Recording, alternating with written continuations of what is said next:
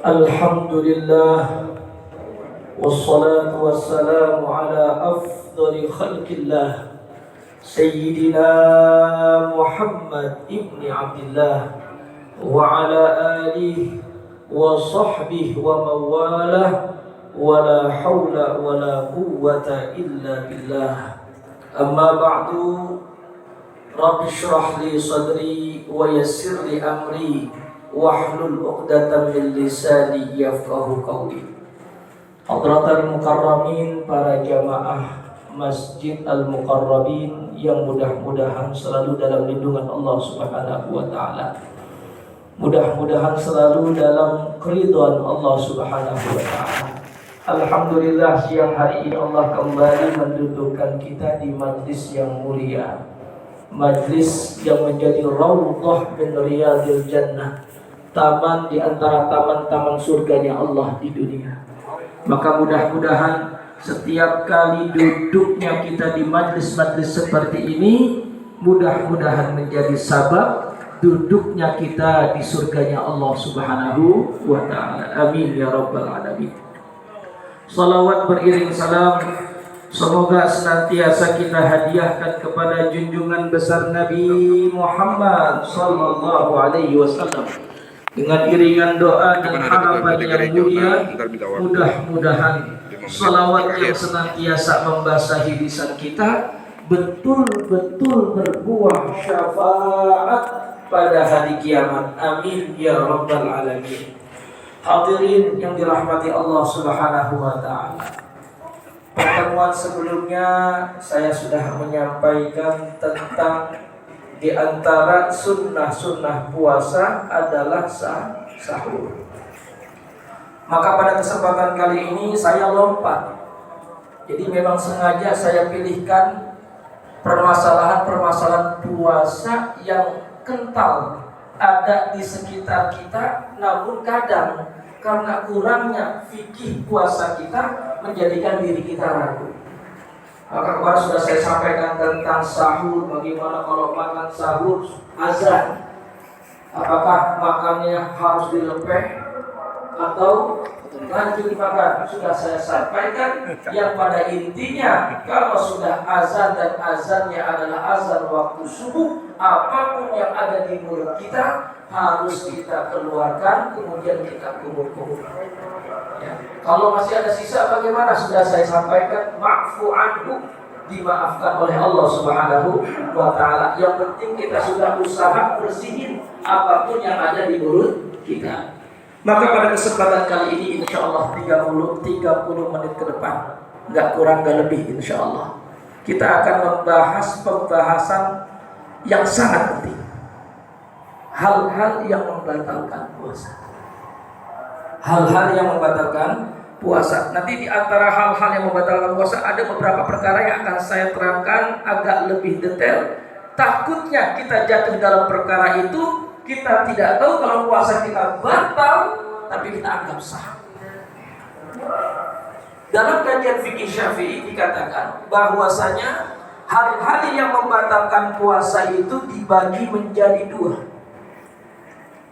Hal-hal yang membatalkan puasa itu dibagi menjadi dua. Yang pertama, al-muhbitat, dalam bahasa Arabnya. Apa al-muhbitat? Perkara-perkara yang membatalkan pahala puasa, tapi tidak membatalkan puasanya. Jadi hal-hal yang membatalkan puasa ada dua.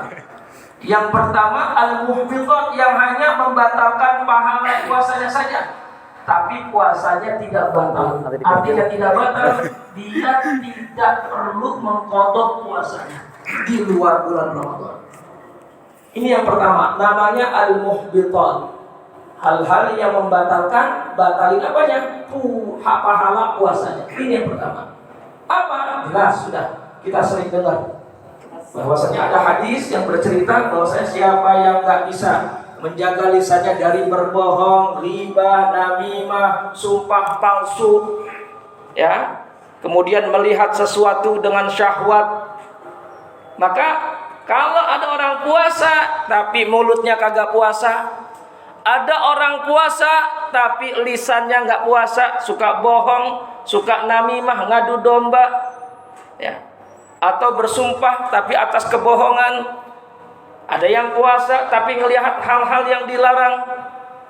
Maka ini bisa membatalkan apanya? Pahala puasanya, bukan puasanya. Maka kalau kita presentasikan pahala puasa yang harusnya 100, gara-gara perkara tadi, bohong, tukang ngadu domba, ya, kemudian sumpah palsu, melihat hal-hal yang negatif yang sejatinya dilarang di siang hari bulan puasa, ya, maka kalau kita lakukan pahala tersebut berkurang, ya mungkin hanya 25%, bahkan pahalanya kosong. Ini yang pertama. Yang membatalkan puasa adalah apa?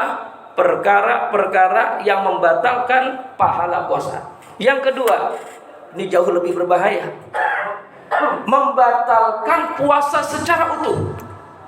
Pahalanya nggak dapat, puasanya nggak dapat. Artinya nggak dapat apa? Dia wajib mengqadha puasanya di luar bulan Ramadan. Dibahasakan dalam bahasa fikihnya minal mufattirat atau minal muftirat. Hal-hal yang membatalkan puasa secara utuh, pahalanya nggak dapat, ya. Kemudian wajib mengqadha puasanya. Apa diantaranya? Subhanallah, di sini disebutkan oleh guru-guru kita. Di antaranya, ya, perkara-perkara yang membatalkan puasa secara utuh, di mana seseorang apabila jatuh dalam perkara ini, dia wajib mengqadha puasanya. Bahkan tidak hanya mengqadha, ada yang diwajibkan bayar fidyah, bahkan ada yang diwajibkan bayar kafarah. Tuh. Apa saja saya akan jelaskan, mudah-mudahan waktunya bisa mencukupi. Yang pertama, yang membatalkan puasa secara utuh adalah ar-riddah. Ar-riddah artinya murtad. Maka naudzubillah tsumma naudzubillah, kalau ada yang murtad di bulan puasa, maka kalau dia nanti masuk Islam lagi, dia wajib mengqadha puasanya. Dia wajib mengqadha puasanya. Dia murtad hari ini, naudzubillah, mudah-mudahan enggak ada. Anggap si fulan murtad di tengah hari bulan puasa, maka pada saat itu ketika dia menyatakan murtad, saat itu juga puasanya batal. Namun ketika dia kembali ke dalam Islam secara dinasehati oleh orang-orang terdekatnya, bahkan ulama setempat, mungkin kemudian dia terpanggil lagi hidayah Allah untuk masuk Islam, maka pada saat itu tetap dia punya tanggungan puasa dan wajib dia qadha. Ini yang pertama. Yang kedua, jelas ini khususnya bagi para akhwat perempuan. Al-haidu wan nifasu wal wiladatu walau lahzatan minan nahar, katanya. Yang membatalkan puasa dan wajib mengqadha puasanya adalah perempuan yang haid, perempuan yang nifas, tuh, atau melahirkan walau lahzah. Ini ada kata-kata walau lahzah. Maksudnya bagaimana? Misal ada perempuan puasa, tiba-tiba 5 menit atau 1 detik lah bahasa kitanya, dia keluar darahnya dan itu yakin darah haid. Dia yakin itu darah haid dia. Belum azan maghrib, maka pada saat itu puasanya dari subuh sampai 1 menit sebelum maghrib itu batal. Dan dia wajib mengqadha. Nih, untuk yang haid. Begitu juga yang melahirkan. Misalnya hamil dan kuat untuk berpuasa, tiba-tiba jam 5.30 dia harus melahirkan, maka pada saat itu puasanya batal dan dia wajib mengqadha puasa yang ditinggalkan pada hari itu dan hari-hari selanjutnya kalau dia memang meninggalkan puasa. Ini walau lahzatan minan nahar, kalau sekejap saja katanya di waktu dia berpuasa dia membatalkan puasanya karena haid atau nifas atau wiladah, maka pada saat itu puasanya batal. Yang ketiga, al-junun, gila. Kita nggak tahu, semua kehendak Allah. Tiba-tiba Allah takdirkan kita kayak orang gila, blek, di tengah hari bolong bulan puasa. Bisa nggak kira-kira Allah buat seperti itu? Bisa. Anggap si fulan seger, sehat, tiba-tiba siang kayak orang gila. Kelakuannya di luar kebiasaannya. Kita anggap seperti orang gila. Maka pada saat itu puasanya batal. Di sini dikatakan al-jununu walau lahdzah. Dia menjadi gila walaupun hanya sekejap. Maka pada saat itu kalau perkaranya adalah gila, dia batal puasanya seketika. Dan kalau dia sadar, dia wajib mengqadha puasanya. Ini yang ketiga. Yang keempat, al-ighma was-sukar. Al-ighma artinya pingsan. Nah, pingsan yang bagaimana yang membatalkan puasa? Kalau tadi haid walaupun cuma sebentar tetap batal puasanya. Gila walaupun sebentar tetap batal puasanya. Semua puasanya batal. Nggak boleh tiba-tiba dia ngelanjutin puasa. Tapi kalau pingsan, Pak, bagaimana, Pak? Tiba-tiba saking semangatnya kerja, di tengah-tengah pekerjaan kita pingsan, blek. Ya, kalau seandainya pingsannya 2 jam, puasanya batal nggak? Ayo. Dikatakan untuk pingsan, selama pingsannya tidak seluruh hari dalam masa puasanya, misalnya cuma sejam, 2 jam, 3 jam, atau bahkan mungkin, mohon maaf, ya, dia pingsan dari jam 10 sampai jam 5.30. Pingsan. Masih ada waktu tuh buat menunggu maghrib. Pada saat itu puasa dia tidak batal. Maka diikat kata-kata pingsan oleh para ulama fikih apa? Iza amma jami'an nahar. Kalau pingsannya itu umum, sepanjang harinya dia pingsan sampai beduk maghrib, itu baru batal puasanya. Tapi kalau misalnya hanya 3 jam, 4 jam, atau sebelum beduk maghrib dia bangun dari pingsannya, maka pada saat itu dia tidak batal puasanya dan tidak perlu mengqadha puasanya. Nah, ini tentang perkara-perkara yang membatalkan puasa. Selanjutnya, nah ini penting nih Pak. Saya akan bacakan hadisnya. Ini ada di Bulughul Maram. Hadis kitab-kitab yang kita baca sama Dr. Abdul Hai Somad, kita juga bacakan di sini insyaallah. Ya, apa perkara yang membatalkan puasa, Pak? Khususnya yang udah menikah nih. Di antara yang membatalkan puasa al-jima'. Al-jima'. Apa itu al-jima'? Ya. Jima itu, mohon maaf Pak, bertemunya 2 kelamin. Bertemunya itu bukan setengah doang masuknya Pak, betul-betul masuk. Ini bicara fikih, kita harus jelas. Misalnya, mohon maaf. Ada laki-laki suami, ya, di tengah bolong tiba-tiba hasratnya bergelora, naik. Akhirnya apa? Karena udah saking nafsunya, dia tiba-tiba mensetubuhi istrinya. Dia baru masuk, mohon maaf nih, bicara fikih, baru masuk ujung palanya doang, belum masuk seluruhnya, itu belum batal, Pak. Itu belum dikatakan jima, betul-betul, Pak. Dikatakan jima kalau betul-betul, mohon maaf, masuk. Tuh, penjelasannya sampai seperti itu. Jima yang dimaksud dikatakan oleh para ulama di sini apa? Iza jama'a amidan, dia mensetubuhi istrinya sengaja. Aliman bitahrim, dia tahu itu haram di tengah hari bulan puasa. Mukhtaron, dan itu berdasarkan ikhtiar dia, kemauan dia. Emang udah kagak tahan bahasa kitanya, ya. Mungkin ada yang syahwatnya itu masya Allah. Bahkan Sidna Ali dikatakan rojulun madza. Imam Ali, mantunya baginda Nabi, itu rojulun madza. Dalam hadisnya dikatakan gampang keluar air madhi. Air madhi itu air yang keluar karena syahwat, tapi tidak buat nikmat, tidak sampai lemes. Bedanya air mani sama air madhi. Air madhi itu cuman ada nikmat tapi nggak bikin lemes.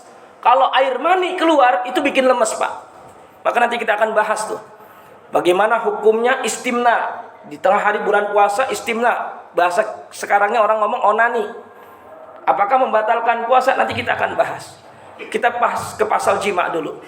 Jima tadi sudah dikatakan, dia dengan keinginan hatinya memang pengen mensetubuhi istrinya.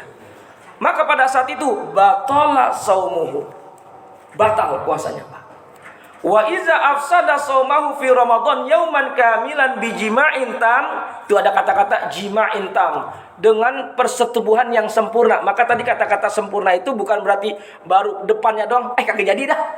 Misalnya bicara mungkin mikir lagi. Waduh, karena apa? Nanti ada balasannya Pak, ada konsekuensinya.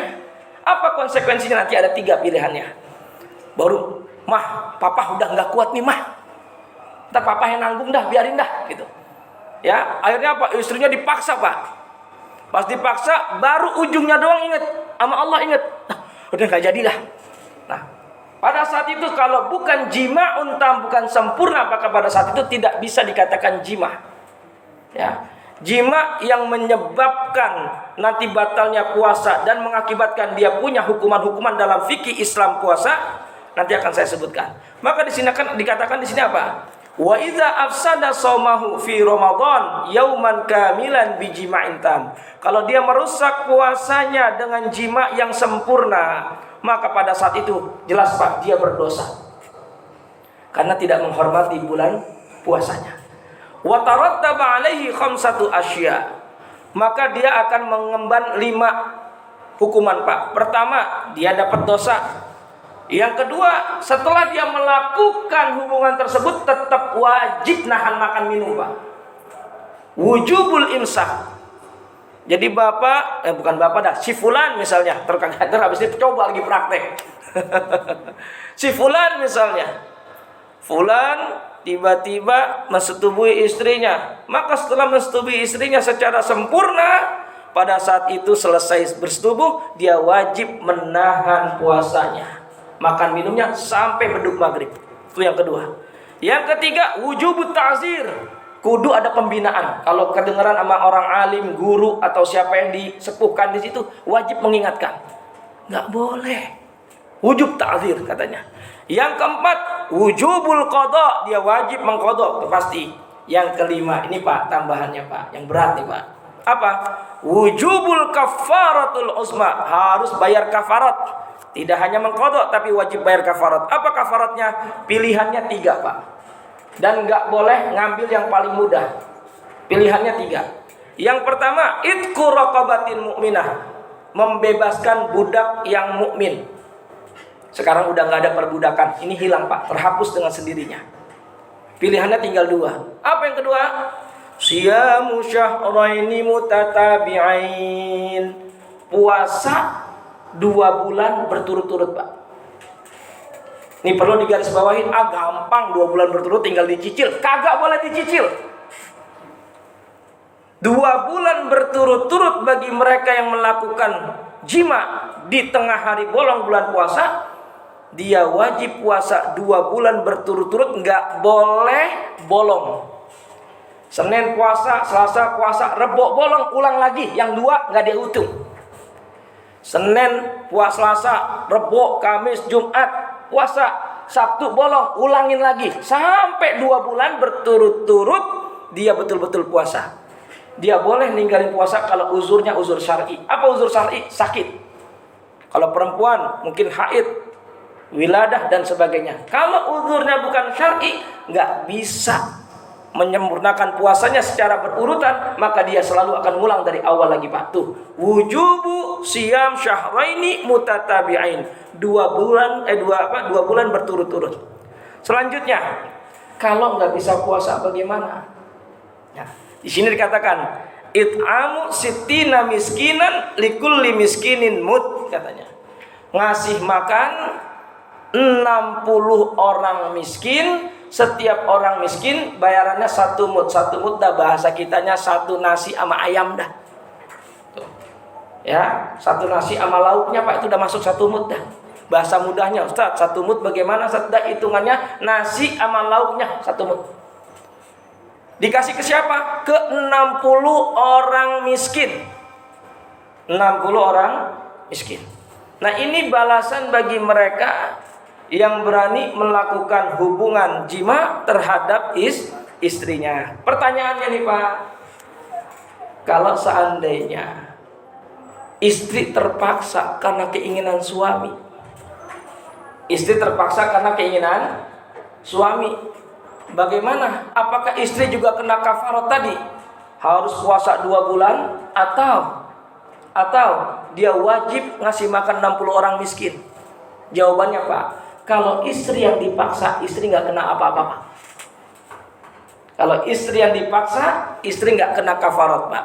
Tapi kalau istri mengiyakan, ayo Pak, maka pada saat itu dua-duanya kena bayar kafarah. Ini kafarahnya tadi wajib qadha plus puasa 2 bulan dulu. Kalau nggak bisa puasa 2 bulan, benar-benar emang nggak mampu, maka pada saat itu baru dia pindah ke kafarat yang selanjutnya. Apa? Ngasih makan 60 orang miskin. Maka ada hadis ini menarik Pak. Ya, saya bacakan. Bismillahirrahmanirrahim. Wa an Abi Hurairah qala, dari Abu Hurairah berkata, Ja'a rajulun ilan Nabi sallallahu alaihi wasallam. Suatu ketika datang seorang laki-laki kepada baginda Nabi sallallahu alaihi wasallam, faqala, kemudian dia berkata, halaktu ya Rasulullah, aku hancur hari ini ya Rasulullah. Aku hancur hari ini ya Rasulullah. Kata Rasulullah, wa ma ahlakaka, apa yang membuat kamu hancur wahai sahabatku? Kata sahabat tersebut apa? Waqa'tu ala imraati fi Ramadan. Saya berhubungan dengan istri saya di tengah hari bulan Ramadan. Tuh. Jadi pernah kejadian di zaman sahabat ya lagi-lagi sama manusia Pak. Ketika hasratnya lagi besar, akhirnya jatuh dalam perkara yang diharamkan. Pada saat itu dia nggak tahu hukumnya.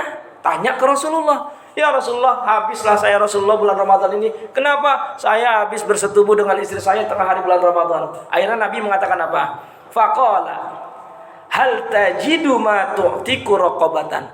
Apakah kamu bisa memerdekakan budak? Itu kata Nabi.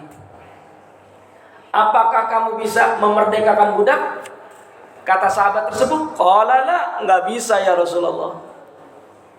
Ketika sudah enggak bisa, Nabi kasih pilihan yang kedua. Fahal tastati an tasuma syahraini mutatabi'ain. Kalau begitu apakah kamu mampu puasa 2 bulan berturut-turut? Kata sahabat tersebut apa? Qala la, enggak mampu ya Rasulullah. 2 bulan ya, enggak mampu ya Rasulullah. Akhirnya Nabi kasih pilihan ketiga. Fahal tajidu ma tut'imu sittina miskinan. Apakah kamu bisa memberikan makan 60 orang miskin? Apa jawabannya? Ini menarik. Qala, sahabat tersebut berkata, la ya Rasulullah. Tiga-tiganya nggak bisa. Disuruh bebasin budak, kagak bisa. Disuruh puasa 2 bulan berturut-turut, kagak bisa. Disuruh ngasih makan 60 orang miskin, nggak bisa. Akhirnya apa? Nabi duduk. Kata para ulama, Nabi duduk itu nunggu wahyu. Nunggu wahyu apa yang harus diberikan kepada orang ini. Akhirnya kata Nabi, fa'utiyan Nabi bi'arakin fihi tamr. Akhirnya apa? Nabi ngambil nampan gede, isinya kurma semua Pak. Karena tuh orang nggak bisa bayar orang miskin 60, Nabi bawain nampan gede, isinya kurma semua Pak, fihi tamr.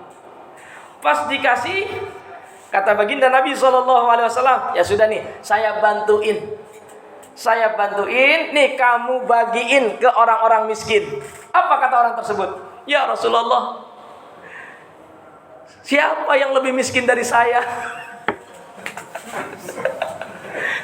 Siapa yang lebih miskin dari saya? Jadi tuh orang udah miskin, kelakuannya Masya Allah, berani-berani bersetubuh, disuruh puasa kagak bisa, disuruh ngasih makan 60 orang kagak bisa, dibantuin Rasulullah. Kata Rasulullah, nih lu bagiin nih ke orang miskin. Kata dia, ya Rasulullah, di kotaku ini nggak ada yang paling miskin kecuali aku.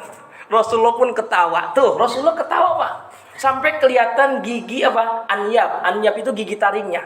Artinya kalau bahasa kitanya, ya sampai ya ketawanya itu saking lucunya. Tuh kelihatan. Nabi ketawanya nggak kayak kita Pak ya, nggak. Nabi itu ketawanya senyum, tapi ketawanya Nabi itu kalau kelihatan lagi gembira banget, sampai kelihatan gigi gerahamnya atau gigi apa taringnya. Sallallahu alaihi Muhammad sallallahu alaihi wasallam. Akhirnya apa? Nabi senyum. Kata baginda Nabi, ya sudah, kamu bagikan untuk keluarga kamu saja. Tuh. Artinya apa Pak? Nih, tadi yang saya sebutkan ini Pak, itu dalilnya ada, maksud saya. Bukan produknya ulama, bukan. Ulama hanya menyimpulkan apa-apa yang disampaikan oleh baginda Nabi SAW. Kalau ada orang berbuat seperti ini, Nabi udah kasih konsekuensinya. Bahkan di sini ada tambahan dalam hadis ini, Pak. Artinya apa? Kalau nanti, Pak, mohon maaf, tapi mudah-mudahan bukan dalam keluarga Bapak. Naudzubillah. Ya, orang si fulan ada yang melakukan persetubuhan di tengah hari bulan Ramadan dengan istrinya. Dengan siapa? Istrinya. Maka pada saat itu, kalau keadaannya kayak ini sahabat, ada sunnah yang harus Bapak lakukan. Apa? Bantuin saudara Bapak. Bang, saya ini bang, bla bla bla bla sama bini saya. Tengah hari bolong. Emang apa? Agak kuat bang. Ya udah, puasa 2 bulan. Ya Allah, puasa Senin Kamis saja berat banget, apalagi 2 bulan. Ya udah kasih makan 60 orang. Ya Allah bang, lu tahu bang, gua aja makan susah. Bahasanya. Maka pada saat itu ada sunnah, Pak. Apa sunnahnya? Kita tolongin saudara kita. Jangan sampai dia punya tanggungan di hadapan Allah Subhanahu wa taala. Maka baginda Nabi ngasih contoh. Nabi bawain nampan isinya kurma. Dah, kamu sedekahin. Nah, kalau saudara yang ngomong juga, ya saya yang paling miskin di kota ini, ya udah. Kalau memang nganggap begitu, kasih. Nah ini di antara subhanallah hal-hal yang membatalkan puasa yang mungkin terjadi di tengah-tengah kita. Ya Pak. Nah, ini ada hal menarik lagi. Ya tadi sudah paham tuh insyaallah. Ya, ada hal menarik tentang jima, Pak. Misal ada orang puasa, Pak.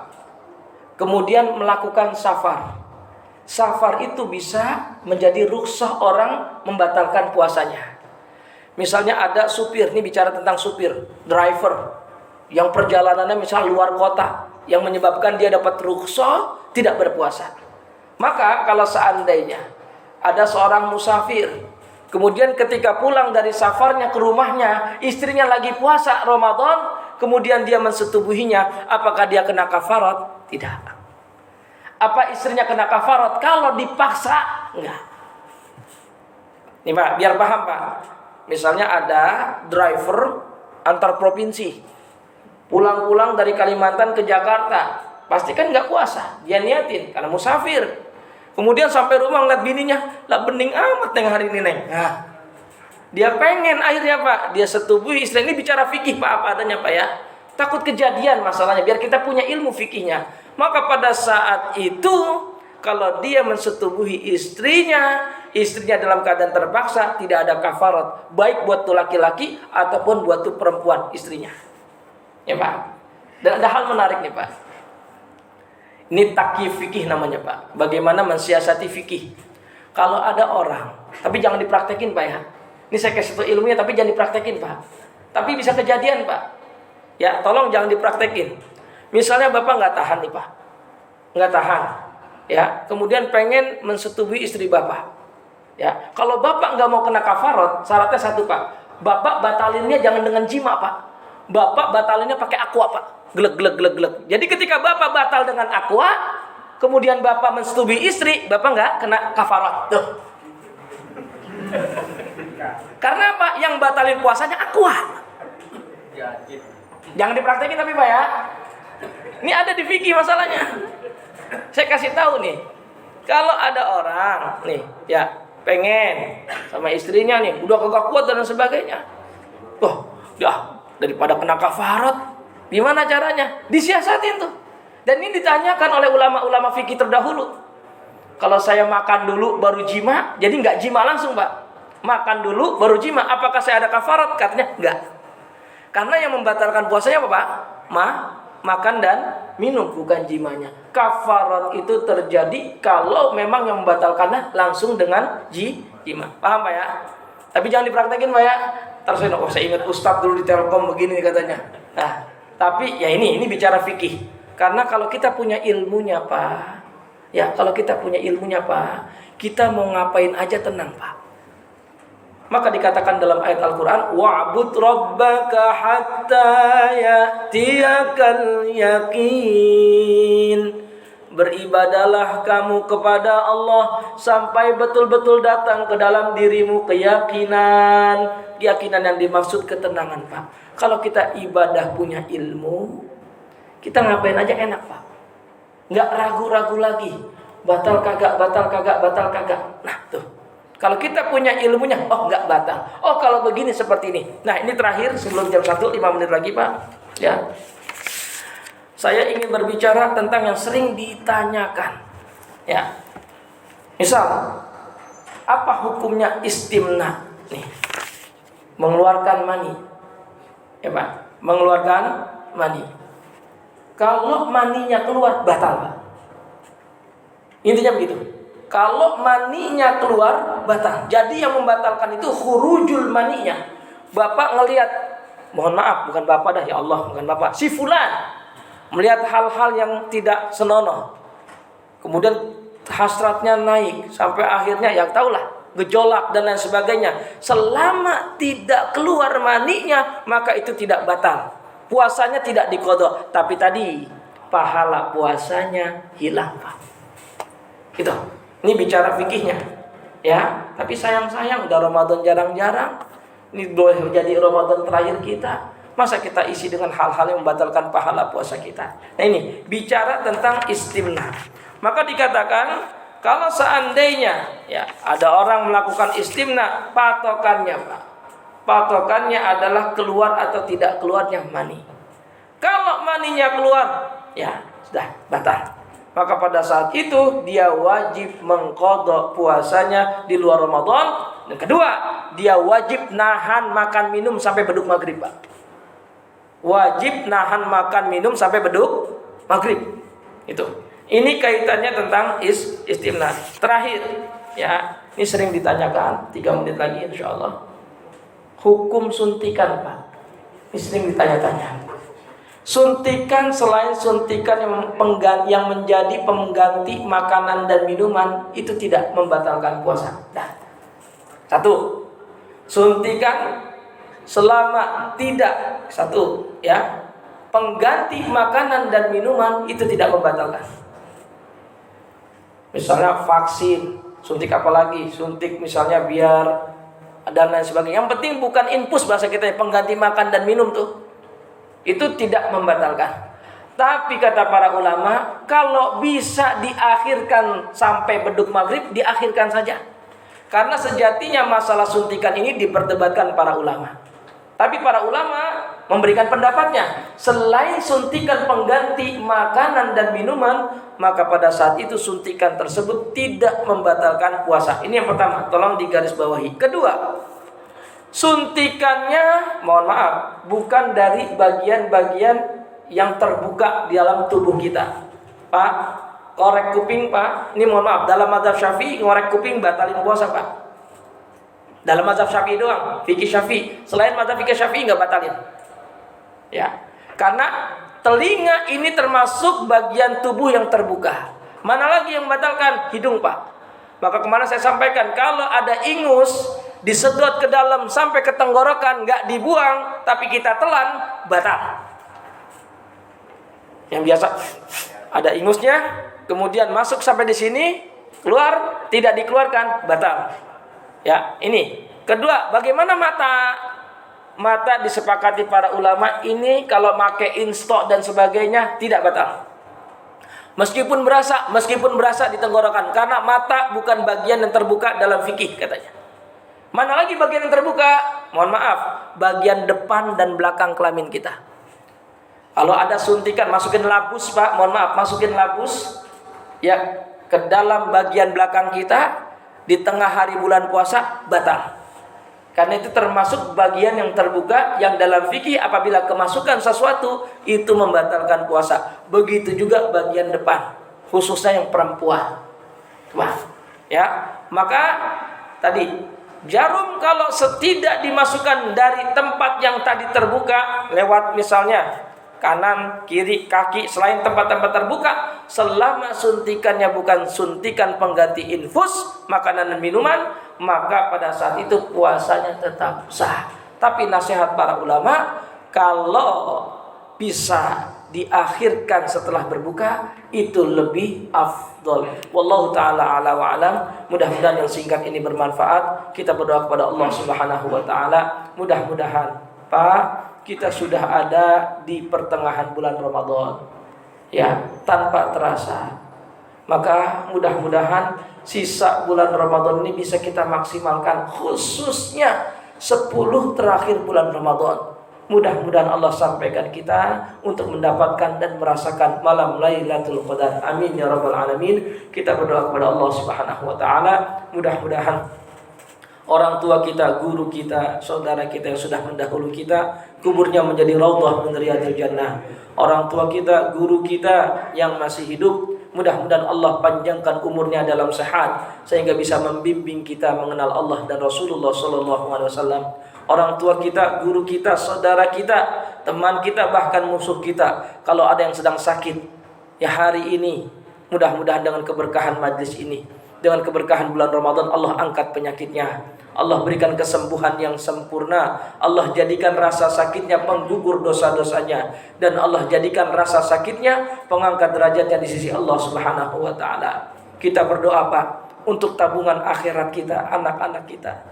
Ya Allah, jadikanlah mereka anak-anak yang soleh solehah, alim alimah, nafi' nafi'ah, kaya dermawan ahli sedekah. Terakhir kita berdoa, ya Allah, jika memang Engkau takdirkan kami meninggal, meninggalkanlah kami dalam keadaan husnul khatimah, husnul khatimah, husnul khatimah. Ala hadhihi niyah wa ala kulli niyatin salihah. Wa ila hadratin Nabi Mustafa Rasulullah sallallahu alaihi wasallam.